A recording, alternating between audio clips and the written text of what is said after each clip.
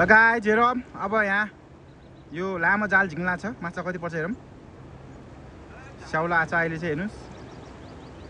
अहिलेसम्म एउटा हेर्नुहोस् एउटा असला आयो एउटा असला आइसक्यो फेरि हेरौँ अर्को के आउँछ स्याउला पनि छ अर्को पनि आउँछ कि हेरौँ स्याउला धेरै छ यो चाहिँ वारपार थापको जाल हो हेरौँ अब हेर्नुहोस् अर्को नै आयो असला ऊ हेर्नुहोस् कत्ले जस्तो छ यो त कत्ले जस्तो छ गाइस हेर्नुहोस् आइसक्यो हेर्नुहोस् है गाइस कत्ले छ एउटा दुईटा अब अर्को आउँछ के हेरौँ अझै आउँछ कि फेरि आँच छ अझै आयो हेर्नुहोस् आयो अर्को मजाको आयो फेरि तीनटा फेरि आउँछ कि हेरौँ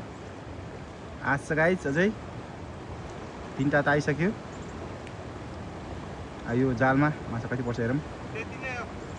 तीनटा त